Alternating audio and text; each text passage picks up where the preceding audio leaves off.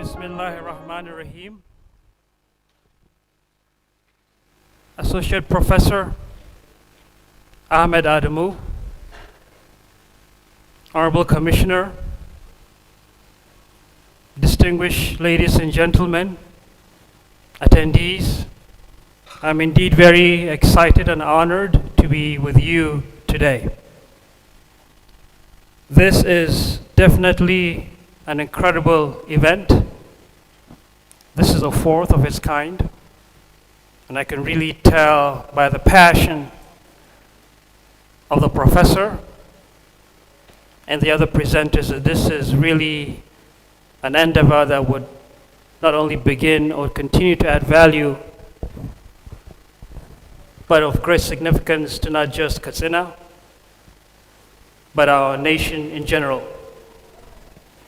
You know, each time I get off the plane when I arrive Katsina and the vehicle begins to drive through the city, it reminds me of Sokoto. Everything is just very, very similar. The vegetation, the temperature, everything. So it's a great honor and a pleasure to once again be in this great city, this great state with a lot of heritage, a lot of very important history for all of us. This is a great opportunity. Thank you once again, Prof, for having me here. Very exciting. What I hope to do today is talk a little bit about my, story, where I started, how far it has been, how exciting it has also been. I was born in Kaduna, but I actually grew up in Sokoto. So my earliest memories are from Sokoto. Went to the primary school called Capital School, and that was where I really began to understand what the world is made up of, because I had friends and we had teachers from all over the world. The principal herself was from the UK, so were a lot of our teachers. We had friends also from India, from Europe itself, and from other parts of Asia. So I grew up in Sokoto, but I immediately became very aware of what a big world we all live in, how interconnected we all are. After that, I moved on to Federal Government College, Sokoto. There I met people from all over this great country, from the north itself, the west, central part of the country, and the east. Had friends from all over the country. And I think that began to solidify my love for this great nation. I understood more and more what a fantastic group of people we are, each one of us with unique histories and heritage, and yet coming together to build this great nation. I love drawing a lot. I was always drawing. Yes, I listened to the teachers, but I was also drawing in my books. I was drawing in my biology books, in my geography books. And I also fell in love with imagination. Just sitting down on a chair or standing up while riding my rally chopper, just imagining stuff. What if? I was surrounded by certain environments, but I did not allow my world to be limited by what was immediately around me. I knew very early on that you can learn about great places. You can think about great places. You can imagine to be in many very different great places. We were very fortunate. Our dad had a small library at home with books, and writings from many sources. I often lost myself in that library, just going through the encyclopedia, the different books, learned about Egypt, outer space, other worlds, a lot of science. I also got to read about and saw pictures of amazing cars. Cars designed by great designers. Ferraris designed in Italy by Pininfarina, or the Lamborghinis designed also in Italy by Bertone. And they inspired me. Each time our brother would come back from a trip, when he'd come back with magazines of cars, we would just go crazy looking at those crazy designs. And I think that formed my passion. I wanted to be like those designers. I read about them, I saw what they did. I wanted to be like them. So when you're being inspired, it doesn't have to be someone, like Professor said, that's immediately there. You can be inspired by people from another era. You can be inspired by people from another culture, from another part of the world, and I think that's what happened. So Pininfarina, Bertone, they inspired me. I wanted to be a car designer. I looked around and there weren't any automotive design schools in Nigeria. Even in Africa, there weren't. But I really wanted to be one. After graduating from FGC Sokoto, I got admitted to ABU. Also at that same time to the University of Lagos. So it was, okay, where do I go? I think ABU was the obvious choice because I already had a sister there studying. And Lagos at that time was like, wow, 1,000,000 miles away. So I chose ABU. Went there together with a couple of friends who I had met at FGC Sokoto and actually even some from Capital School. I was there for some time, but I wasn't really too crazy about continuing there. I thought I'd change course or change university. I had the opportunity to also go to other schools, other universities, but I said no, I would go to a polytechnic, Brindikebe Polytechnic, to study architecture. I really wanted to dive into the practical aspect of things. So I did that. But all the while, my dream was really to become a car designer. So the thing is going through my mind, how do I do it? Where do I go to do this? So those people that inspired me, they were miles away, in Italy, Europe, also in the US. I began to look into how did they get there? What had they become? What were the paths that they had taken to become these distinguished car designers? Well, definitely the passion, tons of drawing on their own. And then they went to school to study that art and that discipline. So where would I go to study automotive design? First choice was actually Italy, land of the Ferraris and Lamborghinis. So I wrote to the school, Scuola Politecnica di Automobili Torino, a school in Turin, and they sent a brochure. This was way before internet. So I picked the brochure up at the post office. I went through it. I really wanted to go to Italy, But then, at that time, they only taught in Italian. So I would have had to learn Italian before I could really go into automotive design. I thought, Italian is a beautiful language, but I didn't really want to have to go through learning another language. I just wanted to just jump into automotive design. So I couldn't go there. England, RCA, Royal College of Art, also looked at that, but they only offered at that time master's program, and I was just out of, I needed to do the undergraduate, so I couldn't go there either.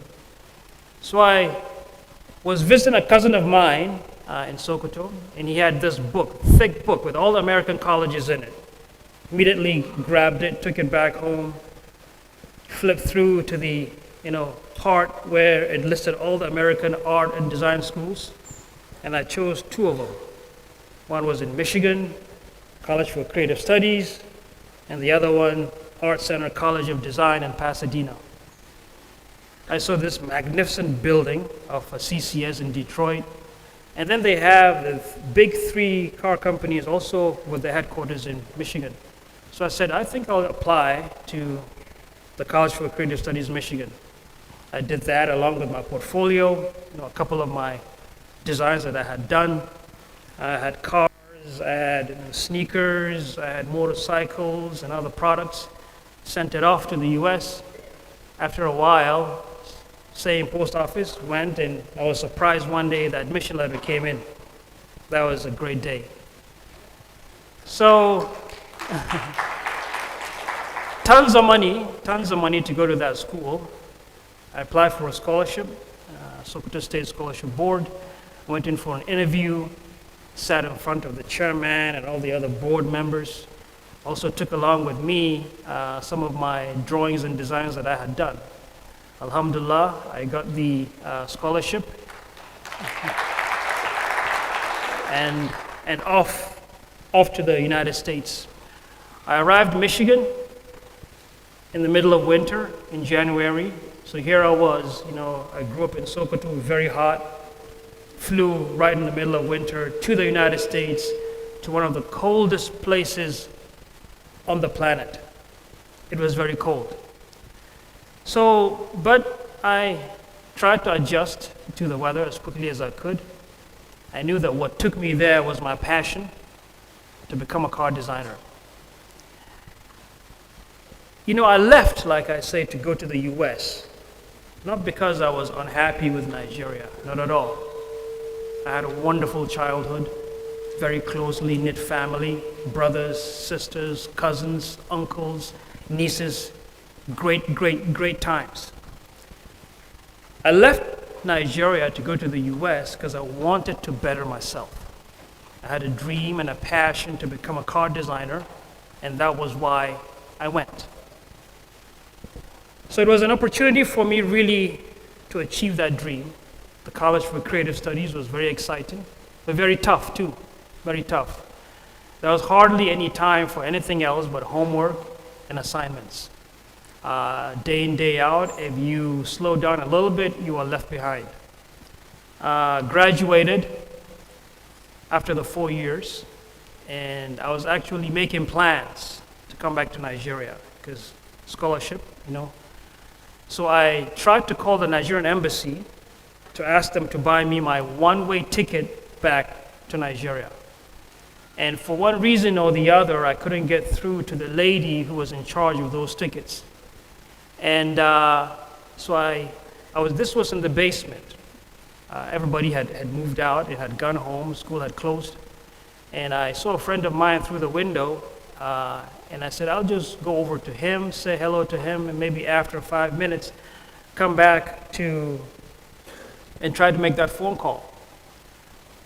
So, and as soon as I approached this friend of mine, he said, where the heck have you been? General Motors has been trying to get a hold of you. I said, wow, give him a call. So I called them the next day, and they said, yes, we've been trying to get a hold of you. We want you to come in for an interview. And so schedule an interview, went down, and like they say, the rest is history. So I came close to not even knowing that GM wanted to hire me. If I had gotten through to that lady, I would have taken the next plane back home. Yes. So, it's very important to know and to believe in what you are, where you've come from, that regardless of where you're from, you can achieve your dream, inshallah. The world is always beyond what is right in front of you. It's a gigantic world with tons of opportunities. I grew up in Sokoto, but I believe at that time, to the best of my knowledge, knew a lot about places beyond Sokoto. And I sort of focused my attention on them and did all that I could to achieve that dream. So I urge you all, especially our youth, to look beyond your immediate surrounding, to look beyond your immediate town, city, the group of people that you hang out with, and look at the world. Especially now with the, interconnectivity, with, there's powerful computers in the palms of your hands. You have access to information and opportunities from around the world. But never forget that you are Nigerians. Never forget who you are, where you've come from, and how you must, and I insist on that, you must add value to who you are and where you're from.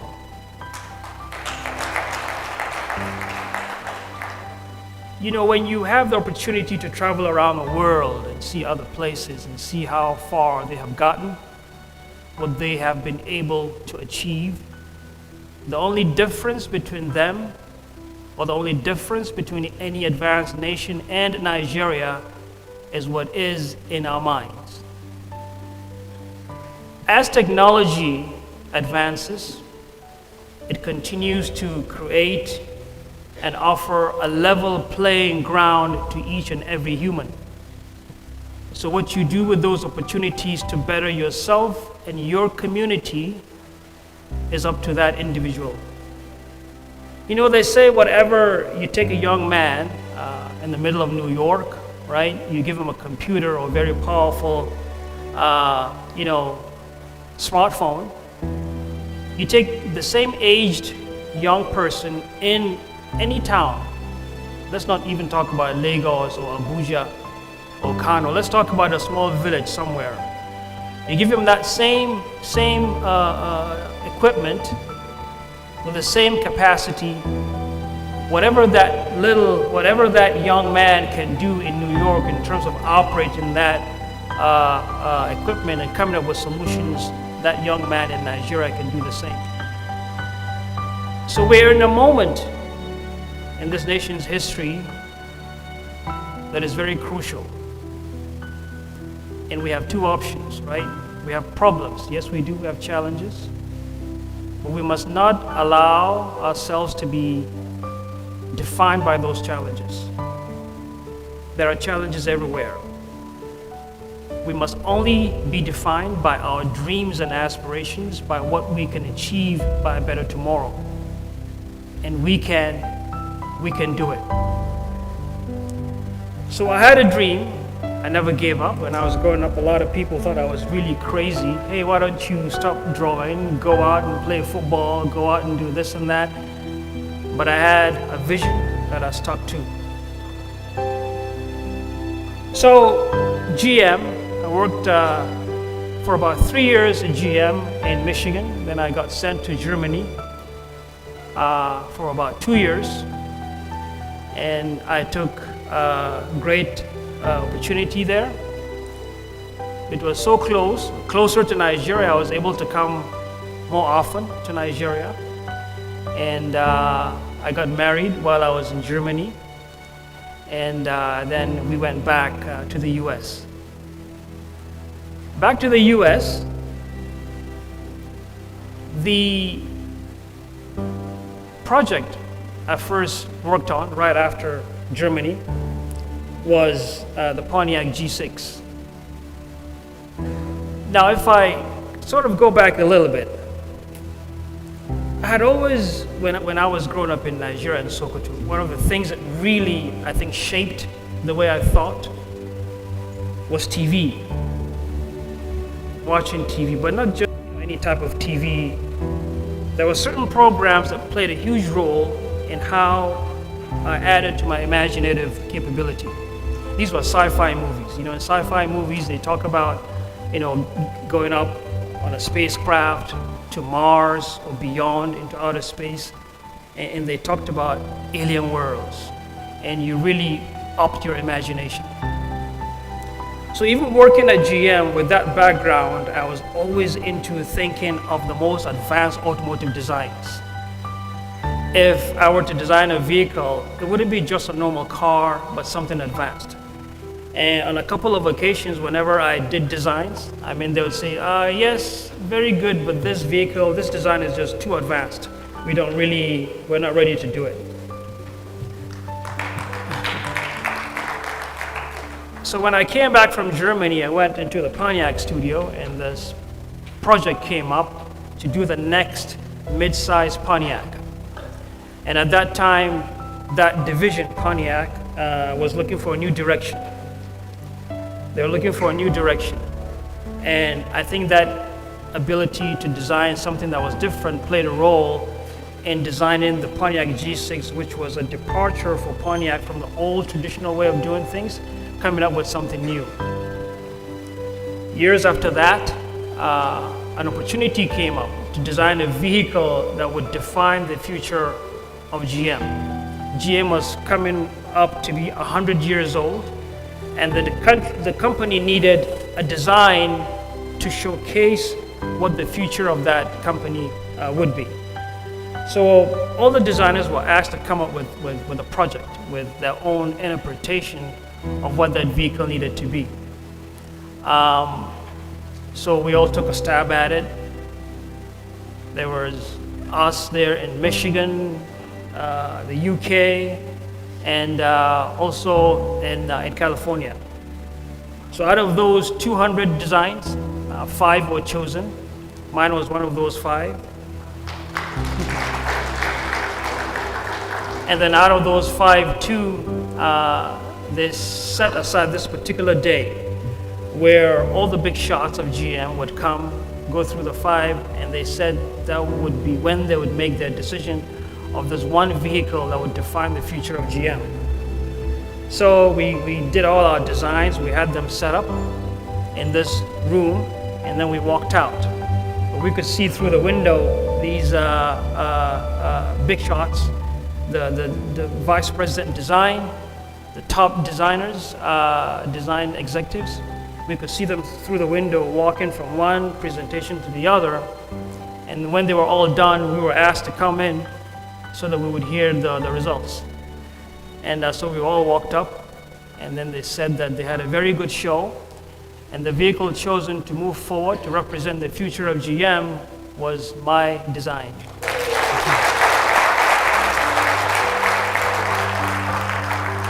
So it was quite a very humbling experience. Very grateful to the Almighty Allah for having given me that opportunity. That Chevrolet Volt did something very special. Round about then, GM actually went bankrupt not long after the Volt concept car had been debuted.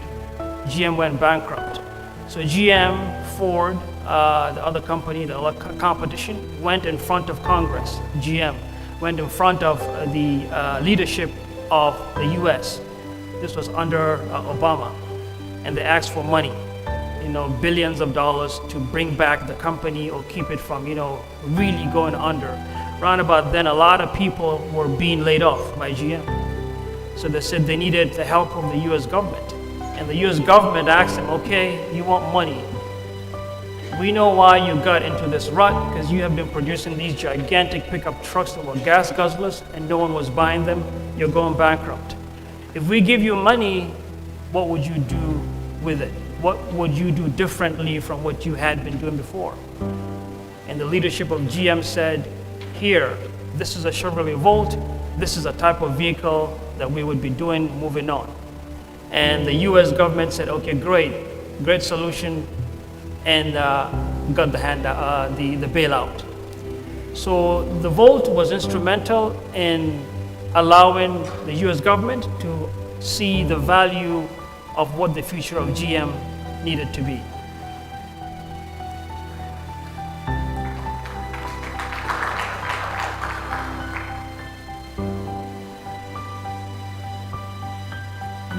Like I said, I left to go to the US, not because I wanted to get away from Nigeria. No. So in 2017, I received a phone call that President Muhammadu Buhari had offered me a job to come back and lead an agency back in Nigeria. So I had 2 options in front of me. Do I just accept this immediately and come back? Because I really love this country.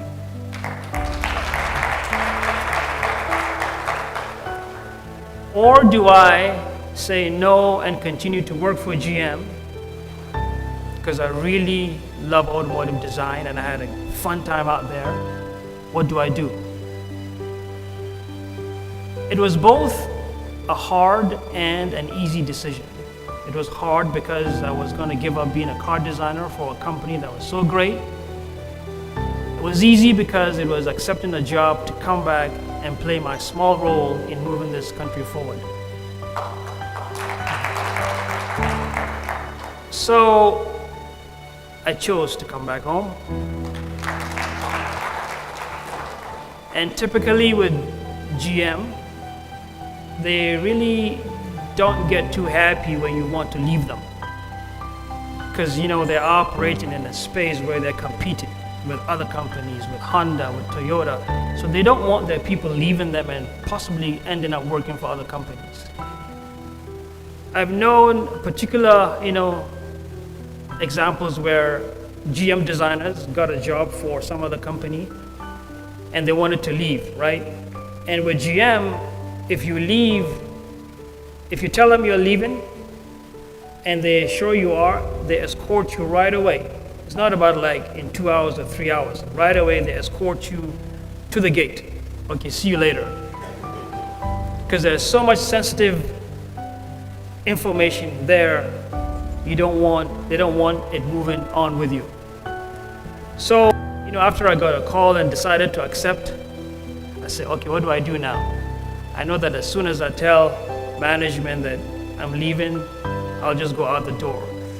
So before then, all my personal belongings, all my things, I just took them home. All I had was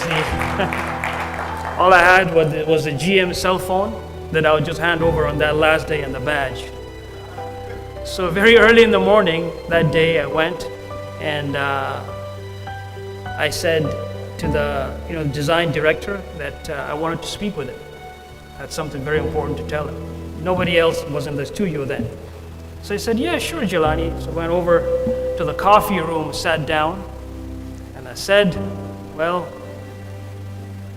our president has asked me to go back home and head an agency called the NADDC. He said, okay. He didn't even comment, right? He said, okay, let's go to human resources. Let's go to human resources right there. And I knew the procedure was you go to human resources, and from there, you're out the door. So we got. So we went the 12 straight up to human resources.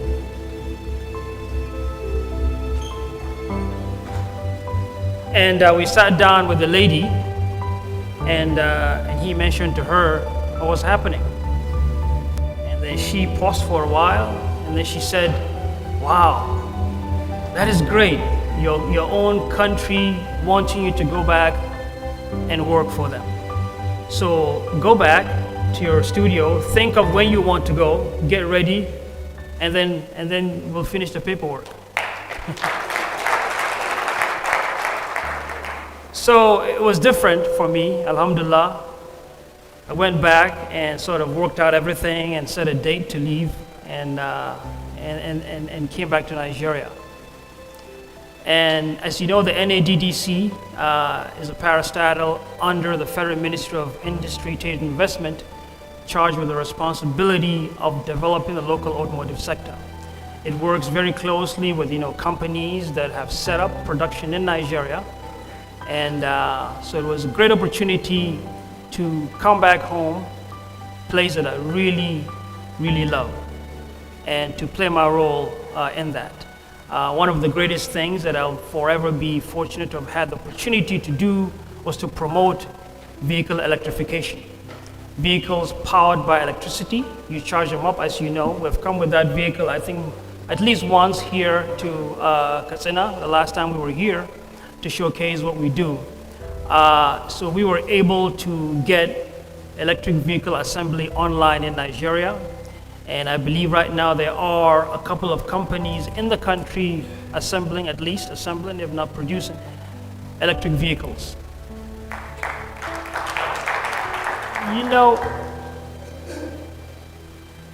Like I say, yes, we have problems, but we must not be defined by those problems. There is a write-up that I did a while back, and I think it is relevant that I sort of take it here. You know, we must never underestimate the significance of human imagination, the ability to envision a dramatically positive and dynamic future. Because every great city, every monument, every historic feat, as it stands for all the world to see, was once pure thought. Pure imagination acted upon and brought into reality. To imagine is to dream. To dream is to tune into the ever-amazing possibilities of the future. And when we do dream, it must be big. Because to dream small is to totally underestimate the amazing capabilities that lie within each and every one of us. Our own country, Nigeria, from the Atlantic shoreline in the south through the grasslands of the Middle Belt, all the way to the rolling hills and bright blue skies of the north, Nigeria is truly a magnificent and blessed country. Yes, we have crude oil, and yes, we have natural gas and a wide variety of raw materials, and yes, we have fertile soil that could be cultivated to feed hundreds of millions. But above all, what we have is our humanity, that magical inner spirit that glows from within, that magical inner spirit that makes us an integral and crucial part of the human civilization. And so we must see ourselves not just as Nigerians, but as members of a global community, sharing constructive ideas, sharing inspirations, and together coming up with solutions for the betterment of humanity worldwide. And we as Nigerians must not be afraid of success, but we must individually and collectively focus on progressive opportunities and solutions. Those powerful capabilities that reside within each and every one of us must be reawakened. And it all starts in the mind. If you can imagine it and clearly see it in your mind, then you're halfway there. Then you can easily start a jump into action and bring it into reality. You know, once again, we must never be defined by the challenges. We must only be defined by what we can achieve. We must only be defined by a better tomorrow, because nothing is impossible. There are no impossibilities. There's only a better Nigeria to build. When we once again look at places that have advanced, you know, that have really gone far in technology and living standards, we often tend to dismiss, oh, this is Nigeria, we can't do this. Only this country or that country can do it. We must also believe that we are also capable of creating that better Nigeria that we all deserve. So have a dream, never give up regardless of what anybody says. Go for it, and inshallah, this is a nation of incredible accomplishments. Thank you very much.